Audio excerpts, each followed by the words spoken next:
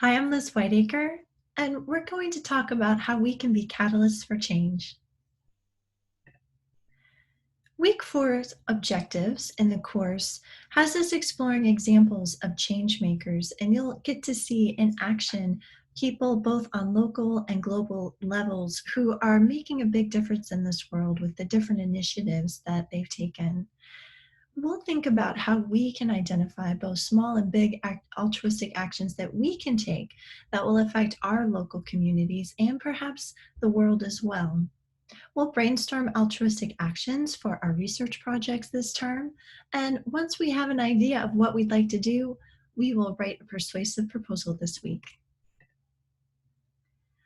Changemakers.com, affiliated with Evansville University, their learning lab has a great definition that I've put up here for you to take a look at. Simply put, they say a change maker is someone who is taking creative action to solve a social problem.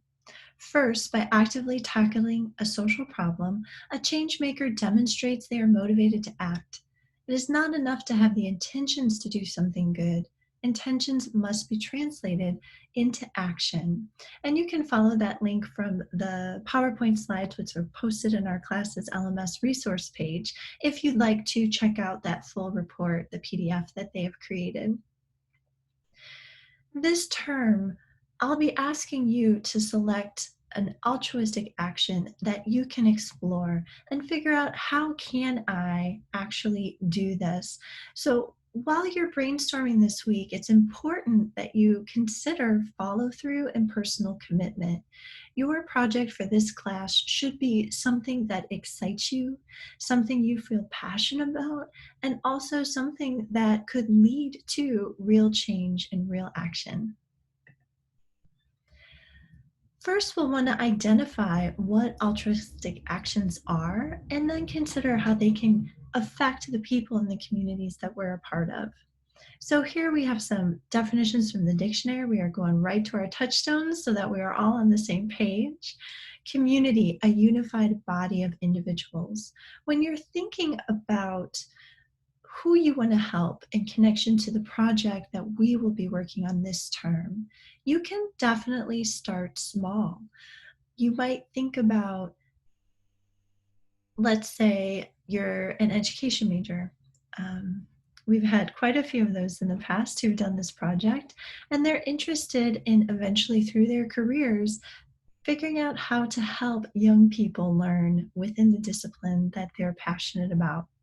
So for this project, they often will select something that helps them start to practice those skills that they are going to need to be effective teachers down the road.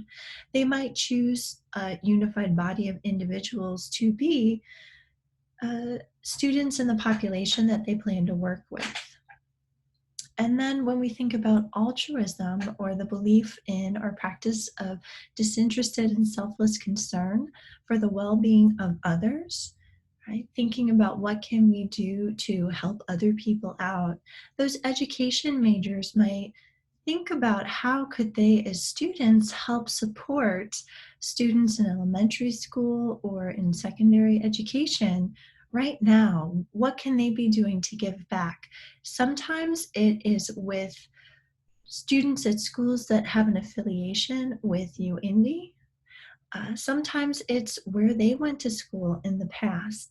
They're starting to think about that unified body of individuals in terms of who's who's accessible to me, who could I really help, rather than necessarily thinking about unidentified students way off in the distant future that will magically appear, right? And trying to anticipate those people's needs when, in fact, if they focus on something a little bit closer to their time of life that they're at, they could identify students in their home population or students near campus that they could help in tutoring for academics, right? Being a role model, being a mentor for students outside of school, and those sorts of things. And then action is the accomplishment of a thing, usually over a period of time in stages or with the possibility of repetition. So for our project, we are thinking about what can you really, really do. You are going to consider what that timeline is going to be. In the example of our education student, if that person is interested in starting to work with youth now in order to not only help students, but also build the tools and skills that they will be able to use as educators in the future, right? Also give them perhaps some exposure to, oh, I love working with third graders. I had no idea that they were so awesome, right? That might affect the first job that that person looks for. And also it might give the person doing the project something to talk about in a potential job interview. So certainly what you're choosing to do to help other people can have in it some sort of benefit for yourself as well in terms of building and growing as a student and as a person trying to prepare for that first step into the career. All of us are going to have unique goals in this class, and that's important to keep in mind. For example, when I said action earlier, I picked that definition because it said something. All of us are going to have different things that we're exploring how to do. We're all going to have different people that we'd like to help, different communities that we would like to be a part of, and we're all bringing varied experience, a diverse collection of voices in the course. It's important to keep that in mind. We in our class will be looking at the foundations of research and communication, and then you'll need to apply those strategies to your unique situation. For example, that education student who decides, okay, I would like to have an experience here at UIndy where I am able to mentor or tutor kids in elementary school. There probably is not going to be a book in the library that is very specific to that unique topic. Right?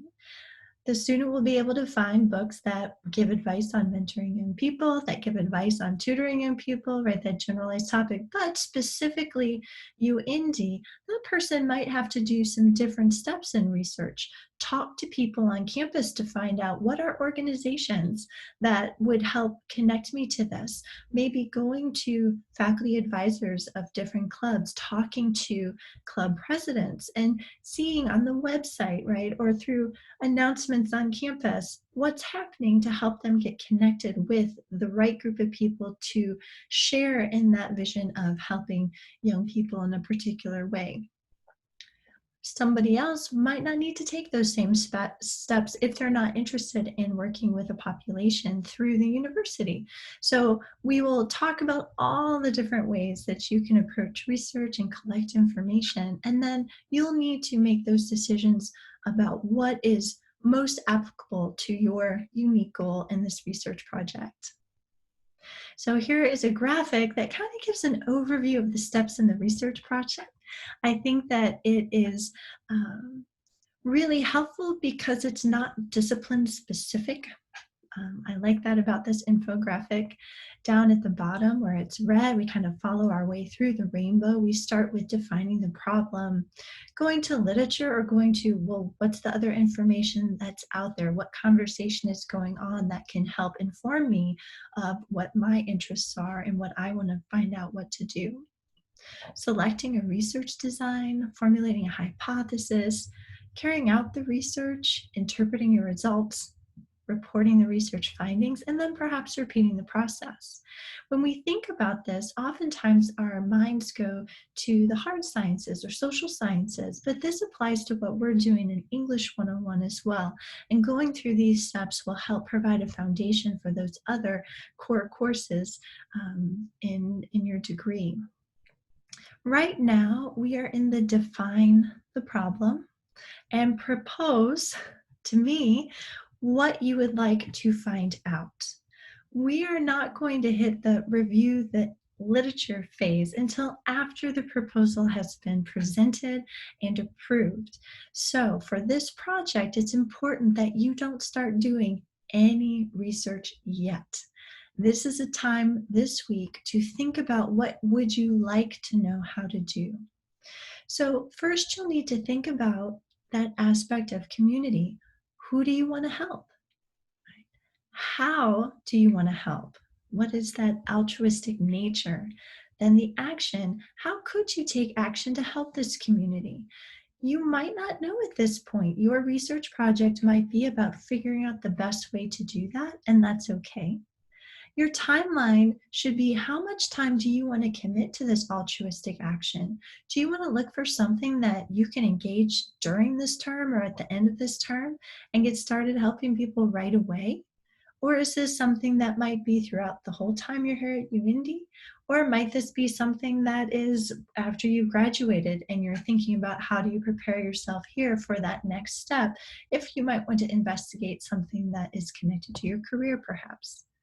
And then steps in the process. If you are looking at something that's further out on the horizon, right? You know, okay, I'm going to have to get a degree in this, and I'm going to have to go get my master, right? Maybe you want to become a doctor, or if we go back to our educational student, maybe they see a master's degree on the horizon, and then right this and this. You might think about focusing in on one step of the process if it is a really big thing that you'd like to do. Brainstorming this week. Our text is going to introduce you to a lot of different strategies for brainstorming, and you're coming to this course with a lot that work for you in the past. I say whatever your invention strategy, make sure that you are using ones that are productive, they generate a lot of ideas, and they're ones that you actually use, right? I could say bullet journaling is the best thing in the world, but if you never pick up a journal and you never make a bullet, it's not a great strategy of brainstorming for you. So you are welcome to free write, make lists. You can also draw things, talk to people, whatever it is that's working best for you to generate ideas. Make sure those happen this week and give yourself a couple of different options. You might start with 3 or 4 ideas and then work your way through to the one that you want to commit to. Organizational strategies are going to be helpful. Make sure that wherever you're brainstorming, it's in a central location so that you can keep all of those ideas together. And then you can do an analysis of them, kind of a pro con. And you might think about some of the things on the last slide. All right, this thing I would like to do, I want to end world hunger. That is huge. That'll probably take more research than 2 weeks in your 101 class, right? So you might think, well, that could be a con for this project. I am not going to be able to successfully answer that question and put a plan into place to help me do that. But if I think about breaking it down into steps in the process, I could perhaps find an organization or some initiatives on campus that have me doing service projects or volunteering, right? Getting connected to my local community, food drives, working in a food kitchen, right? I can start to build towards that goal with a much smaller step. And so that might be a pro, is taking that big, broad, right? That idea with a lot of breath and breaking it down into smaller steps. Because once you meet those people, you see how those other organizations do things, then you can start to make a commitment towards perhaps building your own organization or traveling around the world, etc. And then also thinking about your personal commitment to the topic. English 101 should be so exciting. Whatever topic you pick to research this term should have you starting your 101 homework early, right? You should want to know. This should be something that, like, oh, I have been waiting forever to figure out how to do this, or I am so passionate about helping people in this way that, yeah, I would love to spend 4 hours looking at sources in the library that give me suggestions on how I can make that happen. So do include that in your brainstorming session too. How much do you care about this? Because it is going to influence, right, the quality of research that you produce this term and how much you learn from it. At the end of the project, you are going to be asked to explain to me and the class What are the steps you are going to take in order to initiate your plan for an altruistic action? So it is a first person action plan, a how to. I'm going to do this, and then this, and then this, and then this, and then this. And eventually the outcome will be this wonderful thing. So keep that in mind as you're brainstorming. You're not just learning about homelessness or just learning about how children are educated. That will end up in a report at the end of the term. You're thinking about, what am I doing with that population? What steps can I take to act? And that might help you narrow down your field of possible topics as well. Once you have an idea of what you would like to research, and if you are struggling with this, message me. In ACE, I'm very happy to help you out with this. We're going to write a very persuasive proposal. Right? I have a picture here of an iconic proposal, someone proposing marriage, a big commitment.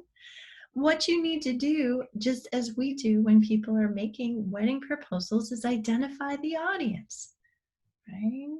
Is that person that you would like to spend the rest of your life with someone who loves big public surprises? Are you going to put "Marry Me" up on the stadium wall?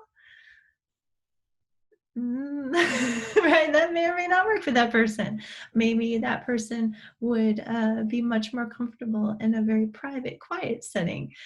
So you're thinking about the audience. Who are you proposing this idea to? And then selecting an effective medium. Text message, "Hey, want to get married?" Is that going to go over the best?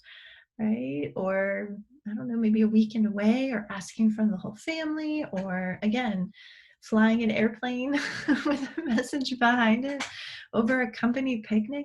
So you're using the way you choose to send your message or your proposal based on the audience and also the appropriateness of the situation.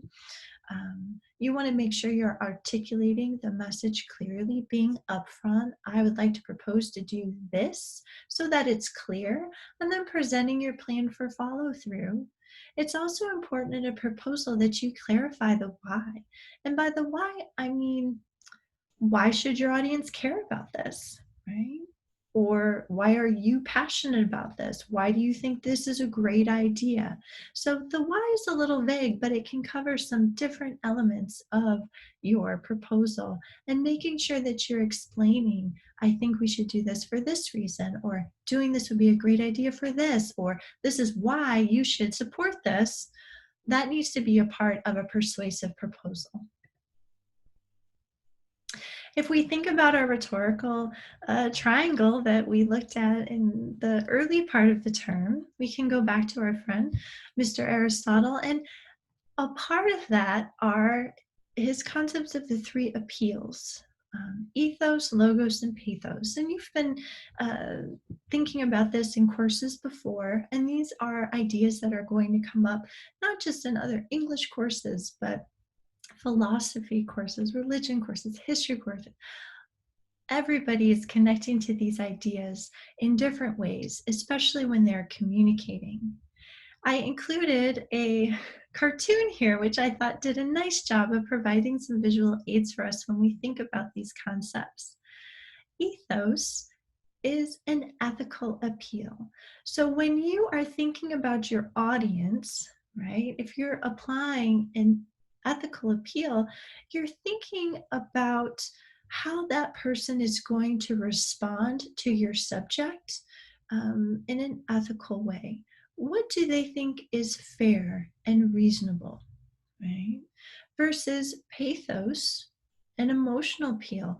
How are you going to rely on your understanding of how the person could react to things that would be emotionally potent to them? And then also logos, or a logical appeal, thinking about how the person would reason this out. This makes sense, or this is based on data. So these things don't often function in a vacuum. Rarely do you see just an emotional appeal used all by itself. But certainly when we're approaching different audiences, we might rely more heavily on one than on another. If you're thinking about asking a sibling or roommate or best friend to borrow their car, you might be working all three, right?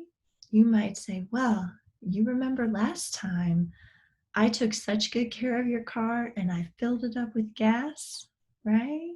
I am so responsible. I made sure I had it back in plenty of time for you to be able to get to work, right? I might move then to logos. It just makes sense because, right, you're going to be off doing this. You're not going to need your car. I can borrow it during this little bit of time, right? And shifting then to our pathos or emotional appeal.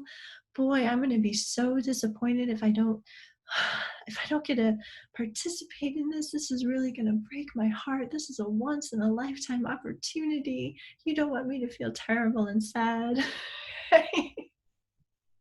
I know I need to work on my acting skills, but we are pulling in all of those different appeals when we're trying to persuade people to do things. If we're trying to reason with them, if we're trying to explain and teach something to them, if we're trying to argue with them and have them see our point of view, these appeals are a part of the fabric of our communication and we rely on them all the time. You are already very astute at identifying when people are using ethical, logical, and emotional appeals when they communicate with you. And in this class, you're going to want to think about how you are intentionally, right, using these tools in your writing so you become aware of how you are using these rhetorical devices in your rhetorical situations to communicate with other people. For our proposal, you will want to introduce who you want to help and what action you would like to take. And again, get in touch this week by messages, or you can post to the forums, the question about forums board, if you want to help talking through or thinking about all of the different ideas that you have. You'll also want to be clear about what your research question is. And a great way to think about this is, how do I do blank to help blank? You should write that down. I'll say it one more time because you can use this good stuff. It's gold. How can I do blank to help blank? Right? And you're bringing the blanks, you're filling it in, you're making it your own, so you can borrow that. It's not cheating. But think about that research question. That's going to be your touchstone. You'll also want to suggest how you anticipate starting to collect information. This is helpful to me, so I know that you're ready to rock and roll, and you've also thought through some of the different nuances of your project. For example, you may need to do some personal research, talking to people, conducting an interview, going to UND specific or job specific or career specific websites, and not necessarily just relying on whatever book I find at the library or whatever peer-reviewed journal article that I find. And then also, and this is great for the conclusion, share why this topic is so meaningful to you, right? Think about, why do you care about this project? Why is this something that at the end of the term you're going to look back and say, that was time well spent? And now I also know how I can move forward and make a difference in a person's life, in my community's life, in the world. So looking ahead, what's coming up? This week, you are going to write the proposal draft. You want a full, complete draft, you're going to submit it. And then next week, you will be sharing that draft with classmates in peer review 1. So that way you'll get some input from people besides just me and help refining your topic before you begin your research. Again, if you have any questions, please get in touch by messages or post to the discussion forum for questions in ACE so that we can help you out and support you. You can also think about reaching out to the people you love and care about and having them help you identify, well, what have you always been passionate about throughout your life and committed to? If you are a part of an organization and you'd like to take on a special role or project for that, that might be a great use of your time this term to figure that out as well. So keep in touch, and I can't wait to see what topic you're interested in researching this term.